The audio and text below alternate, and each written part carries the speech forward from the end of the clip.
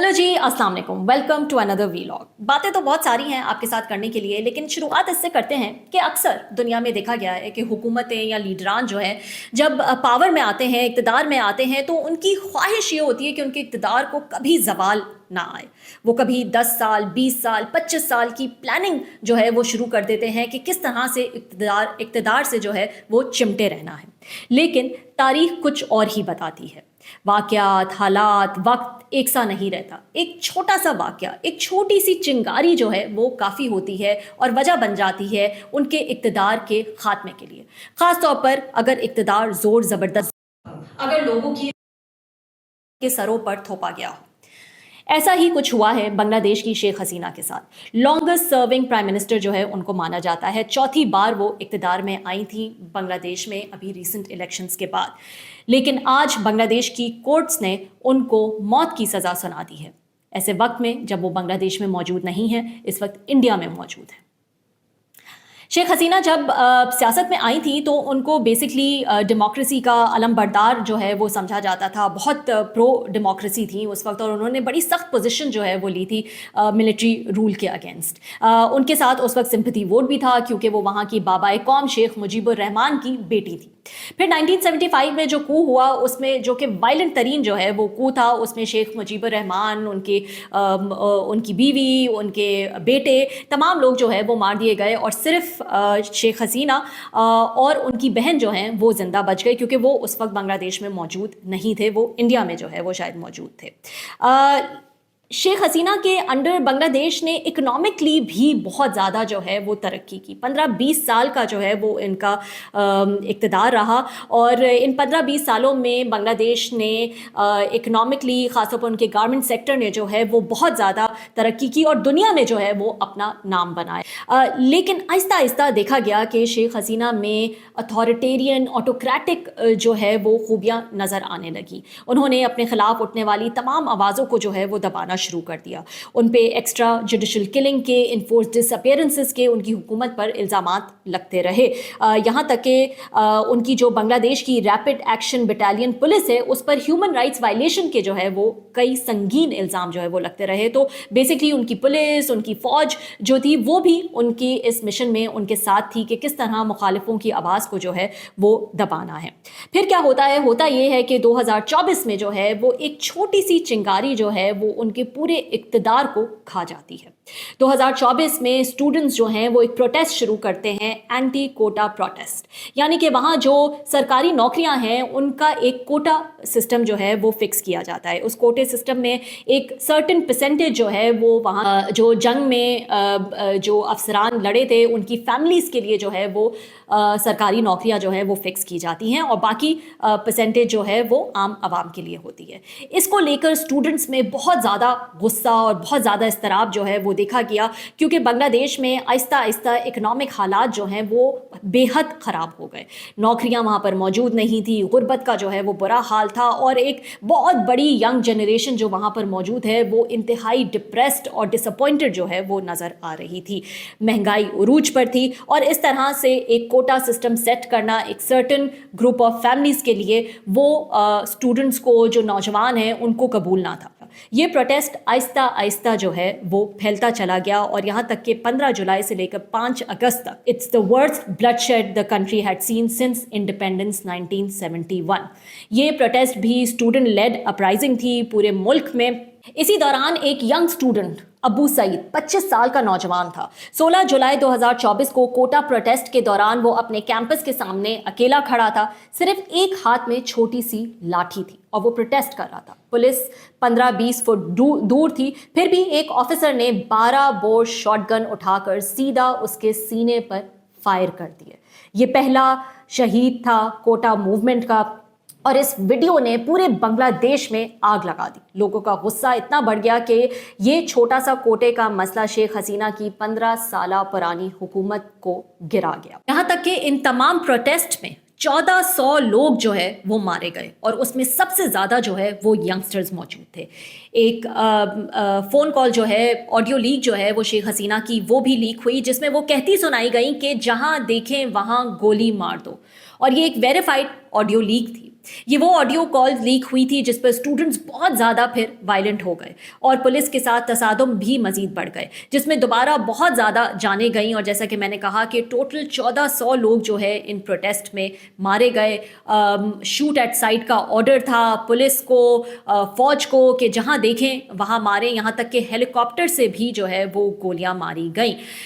इस कदर वायलेंट जो है वो ये प्रोटेस्ट रहे 2024 के, जो कि कहा जाता है कि सिर्फ इसकी शुरुआत जो है वो कोटा सिस्टम के अगेंस्ट जो प्रोटेस्ट है उससे हुई। लेकिन क्योंकि बांग्लादेश जो है एक अरसे से, जैसा कि मैंने कहा, कि एक ऑटोक्रेटिक जो है लीडर बनती जा रही थी, शेख हसीना अथॉरिटेरियनिज्म की तरफ जो है वो जा रही थी। लास्ट इलेक्शन भी उनके ऐसे हुए जैसे वन पार्टी इलेक्शन थे, जो उनकी मुखालिफ जमातें थी वो या तो जेलों में थी या मुल्क से बाहर थी, तो एक वन पार्टी सिस्टम जो है वो लेकर चल रही थी शेख हसीना। और पिछले इलेक्शंस में भी यही कुछ सिस्टम जो है वो देखा गया। एक अरसे से बांग्लादेश में जो है वो एक घुटन का माहौल देखा जा रहा था, एक क्लोज सोसाइटी जो है वो बनता जा रहा था।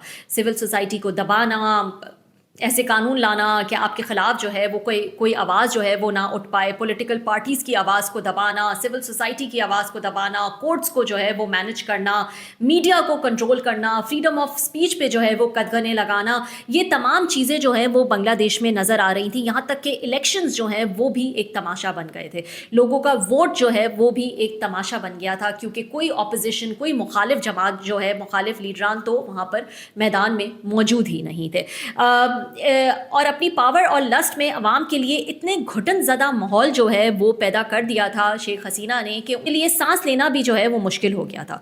और तारीख बार बार ये साबित करती है कि अगर आप माहौल को इस कदर सफोकेट कर दें, आप लोगों की आवाज़ पे इस कदर पाबंदी लगा दें, आप अपने ख़िलाफ़ उठने वाली हर आवाज़ को दबाने का इंतज़ाम कर दें, हमारी तरह पीका जैसे कानून लेकर आएँ ताकि पॉलिटिकल विक्टिमाइजेशन जो है वो की जा सके, 27वीं 26वीं 28वीं 30वीं अमेंडमेंट्स करते रहें ताकि आप अपने निज़ाम को जो है वो सिक्योर बना सकें, तो एक वक्त ऐसा ज़रूर आता है जब एक छोटी सी चिंगारी जो है वो आपके तमाम प्लान्स पर पानी फेर देती है। इसके अलावा जी बात कर लेते हैं the young sensation Talha Anjum की। रैपर हैं, यंग हैं, बड़े अपने आई डोंट केयर वाले स्टाइल से जो है वो जेन जी में बहुत ज़्यादा पॉपुलर भी हैं और किसी ना किसी कंट्रोवर्सी में जो है वो घिरे रहते हैं। रीसेंट कंट्रोवर्सी क्या हुई, वो ये हुई कि वो नेपाल में एक कॉन्सर्ट कर रहे थे और वहाँ एक इंडियन फैन ने जब उनको इंडियन फ्लैग दिया तो उस इंडियन झंडे को ना सिर्फ उन्होंने लहराया बल्कि अपने पीछे जो है वो इंडियन झंडा ओढ़ लिया। इसको लेकर पाकिस्तानी फैंस में जो है वो कुछ नाराज़गी देखी गई। कुछ लोगों ने उनको तनकीद का निशाना भी बनाया। उन्होंने कहा कि तलहा अंजुम का जो यूट्यूब और स्पॉटिफाई है वो बैन है, इंडिया में ब्लॉक्ड है, इंडिया पाकिस्तान में टेररिज्म फैला रहा है और फिर भी तलहा जो है वो इंडियन फ्लैग लहरा रहे हैं। तलहा ने भी इस पर एक जवाब दिया है, वो मैं ज़रूर पढ़ के सुनाऊंगी। तलहा कहते हैं that my heart has no place for hate, art has no borders. अगर इंडियन फ्लैग लहराने से कंट्रोवर्सी होती है तो हो जाए, मैं दोबारा भी करूँगा। मुझे मीडिया, वॉर मॉन्गरिंग गवर्नमेंट्स और उनके प्रोपेगेंडा से कोई मतलब नहीं। उर्दू रैप बॉर्डरलेस था, है और रहेगा। कुछ फैंस ने जहाँ पर उनको तनकीद का निशाना बनाया तो कुछ फैंस ने उनको सपोर्ट भी किया और कहा कि वाकई फ्लैग लहराने से कोई गद्दार नहीं होता और ये सिर्फ आर्ट है और एक पीस का जो है वो पैगाम है। मैं पर्सनली जो है वो अग्री करूँगी तलहा ने जो कहा, आर्ट हैज़ नो बॉर्डर्स, और किसी के भी दिल में नफ़रत की कोई जगह जो है वो नहीं होनी चाहिए, जैसा कि तलहा ने कहा। लेकिन मैं चाहूँगी कि इंडियन साइड भी जो है, इंडियन अवाम भी जो है वो इससे कुछ सीखे, इस जेस्चर से जो है वो कुछ सीखे, वहाँ के आर्टिस्ट जो है वो कुछ सीखें, वहाँ के प्लेयर्स, क्रिकेटर्स जो है वो कुछ सीखें और हर चीज़ को पॉलिटिसाइज करने की कोशिश ना करें। खेल को, आर्ट को जो है वो पॉलिटिक्स से दूर रखें। रिसेंटली जो एशिया कप का इंसिडेंट हुआ जहां प्लेयर्स ने पब्लिकली इतने बड़े टूर्नामेंट में जो है वो पाकिस्तान के प्लेयर्स से हाथ मिलाने से इनकार कर दिया।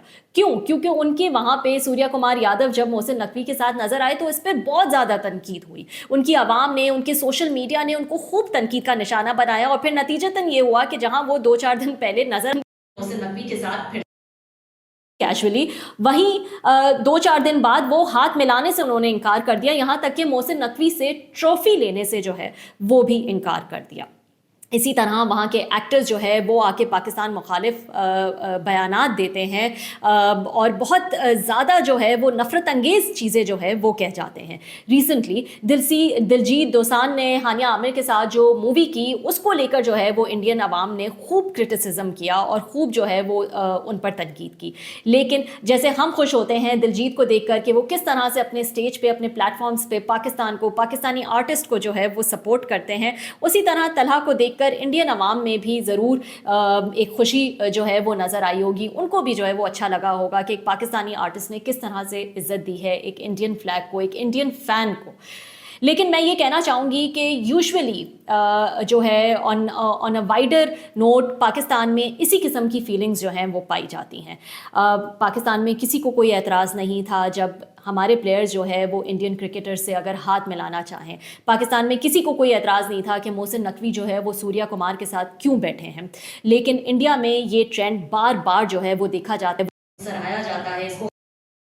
वर्ल्ड्स लेजेंड गेम जो हुई उसमें से प्लेयर्स आधी गेम में से जो है वो in the middle of the series जो है वो छोड़कर चले गए क्योंकि उनकी आवाम के ऊपर बहुत प्रेशर था कि किस तरह से इंडिया जो है वो पाकिस्तान के साथ खेल रहा है।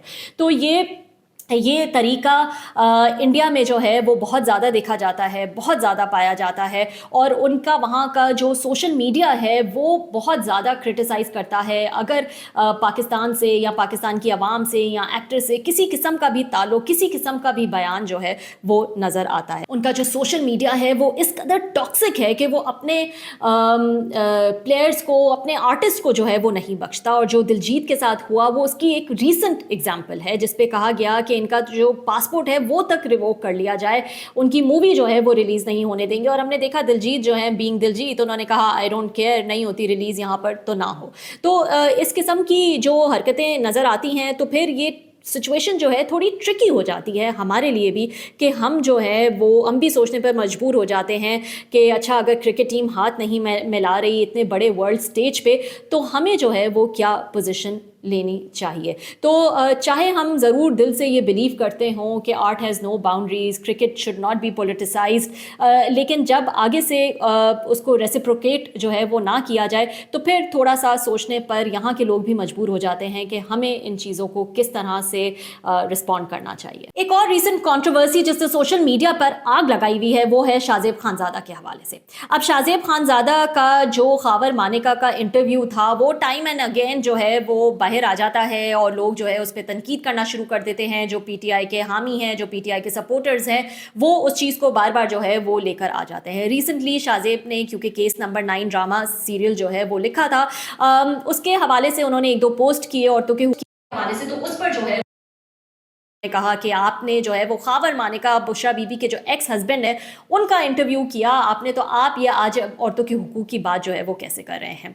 फिर रीसेंट कंट्रोवर्सी ये हुई कि वो अपनी वाइफ के साथ शाहजेब खानज़ादा किसी दुकान में मौजूद थे और वहाँ एक बंदा आता है और उनके कंसेंट के बगैर बदतमीज़ तरीके से जो है वो उनकी वीडियो बनाना शुरू कर देता है जब उनकी बीवी भी जो है वो वहाँ पर मौजूद है और बदतमीज़ किस्म की जो है वो ज़बान भी इस्तेमाल करता है। उसमें हुआ ये कि वो ये कहता है कि किस तरह जो है वो तुमने खावर मानेका का इंटरव्यू किया और ये क्या ज़लालत जो है वो तुमने की। लेकिन उसका फैक्ट ये है कि शाहजेब को एक औरत जो है पहले अप्रोच करती है और उस शाहजेब से पूछने की कोशिश करती है अबाउट दैट इंटरव्यू, जिसका शाहजेब पोलाइटली जवाब भी दे रहे होते हैं और इतने में ही वो देखते हैं कि उस औरत का हस्बैंड जो है वो वीडियो बना रहा है।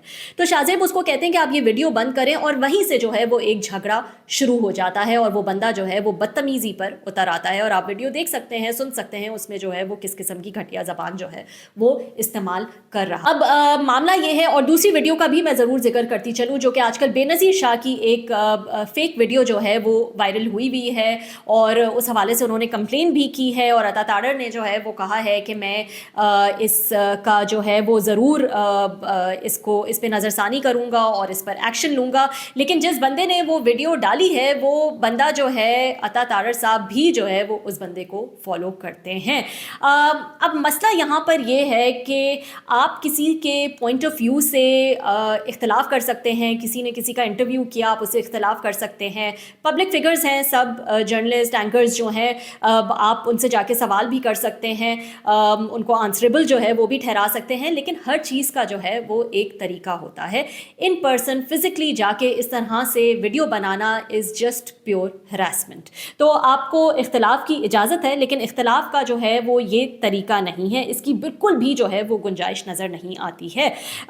पोलराइजेशन जो है वो इस कदर हो गई है कि अब पार्टीज़ में अगर 10 वाक़यात हैं तो उसमें से 8-9 वाक़यात जो हैं वो पीटीआई सपोर्टर्स के होंगे, जो वो कर रहे होंगे। एहसन इकबाल के साथ आप देख लें क्या हुआ, मरियम औरंगज़ेब के साथ हो चुका है, अता तारड़ के साथ हो चुका है, और फिर पीटीआई वाले इसको आके जस्टिफाई भी करते हैं कि क्योंकि देखो तुमने ऐसा इंटरव्यू किया या तुमने ऐसी बात की, इसलिए जो है वो ये तुम्हारे साथ होना इसमें। लेकिन वर्थ मेंशनिंग ये है कि चाहे वो बेनज़ीर शाह की ये वीडियो हो या फिर शाज़ेब की पे तनकीद हो, उन अकाउंट से जो है वो ये चीज़ें वायरल हो रही होती हैं जिन अकाउंट्स को लीडरान जो हैं वो ख़ुद फॉलो कर रहे होते हैं। तो क्यों लीडरान जो हैं वो इसमें अपना ये रोल क्यों प्ले कर रहे हैं इस पोलराइजेशन में? इनफैक्ट उनको तो दूसरा रोल प्ले करना चाहिए कि इस किस्म की हरकतें आप ना करें, ये हमारी पार्टी का नाम जो है वो बदनाम करती है। तो कोई भी बिलो द बेल्ट आप तनकीद किसी पर देख रहे होते हैं, कोई हरासमेंट देख रहे होते हैं, और जब आप उस अकाउंट पर जाते हैं तो आप देखते हैं कि उसको मरियम नवाज शरीफ जो हैं वो फॉलो कर रही हैं, उसको पीटीआई के लीडरान जो हैं वो फॉलो कर रहे हैं। तो आप मतलब इट्स माइंड बॉगलिंग कि इतने बड़े लीडर्स जो हैं वो इस किस्म के घटिया अकाउंट्स को क्यों फॉलो कर रहे हैं जहाँ से इस किस्म की हिरासमेंट जो है वो देखी जा रही है। इसके अलावा पॉइंट ये है कि ये खावर मानिका का इंटरव्यू जिसको लेकर जो है वो लोग इतने ज़्यादा जज्बाती और गुस्से में जो है वो नज़र आ रहे हैं, उनसे सिर्फ मेरी गुजारिश ये है कि वो ये इंटरव्यू जाकर ज़रूर देखें और ऊपरी ऊपरी तनकीद ना करें just for the heck of it, क्योंकि बाकी लोग जो है या पीटीआई का जो सोशल मीडिया है वो इसको जो है वो तनकीद का निशाना बनाया हुआ है। अपनी तसल्ली के लिए आप इस इंटरव्यू को ज़रूर देखें। इस इंटरव्यू के दो पहलू हैं, एक है रिपोर्टिंग और एक है पॉइंट ऑफ व्यू। शाज़ेब ने रिपोर्टिंग की कि केस में जो है वो क्या रिपोर्ट किया गया, और रिपोर्ट तो पीटीआई के बहुत सारे सोशल मीडिया अकाउंट्स जो कि अपने वीलॉग्स वगैरह बनाते हैं उन्होंने भी किया है। तो जो लोग तनकीद कर रहे हैं वो खुद जो है वो इस चीज़ को, इस केस को जो है वो रिपोर्ट कर चुके हैं, और इस केस की जो भी डिटेल्स है जिनको लेकर आज उनको एतराज़ जो है वो हो रहा है कि शाज़ेब ने उसको क्यों रिपोर्ट किया, वो खुद भी उसको रिपोर्ट कर चुके हैं। तो अगर रिपोर्ट करना ही इतना बुरा था तो आप भी जो है वो उसको ना रिपोर्ट करते। लेकिन उसके साथ साथ उन्होंने अपना एक पॉइंट ऑफ व्यू, एक क्लियर पॉइंट ऑफ व्यू जो है वो उन्होंने दिया है, और सिर्फ एक शो में नहीं, मुतअद्दिद शो जो है वो शाज़ेब ने किए हैं इद्दत केस पर, और हर दफ़ा उन्होंने अपना पॉइंट ऑफ व्यू दिया है। मुफ्ती सईद का जो पॉइंट ऑफ व्यू था वो भी शाज़ेब ने हाईलाइट किया, जो कि कहता है कि अगर औरत गवाही दे दे कि उसकी इद्दत ख़त्म हो गई है तो वही लास्ट वर्ड माना जाएगा। इस पॉइंट को भी शाज़ेब ने जो है वो हाईलाइट किया था। तो फिर भी आप ये जाके ज़रूर इंटरव्यू देखें ताकि आपको पता चले कि कितने सख्त सवालात जो है वो उन्होंने खावर मानिका के साथ किया, और इसमें और कोई भी चीज़ जो है वो हाईलाइट नहीं हुई, सिर्फ खावर मानिका ही खुद एक्सपोज हुआ इस इंटरव्यू के बाद। हैविंग सेड दैट, अगर आपको अब भी जो है वो गिला है उस इंटरव्यू से या शाज़ेब से, तो आप अपने गिले का इजहार एक तरीके से कर सकते हैं, ना कि उस एंकर और जर्नलिस्ट को, उसके ख़ानदान, उसके बीवी के सामने जो है हैरास करके आप ये काम करें।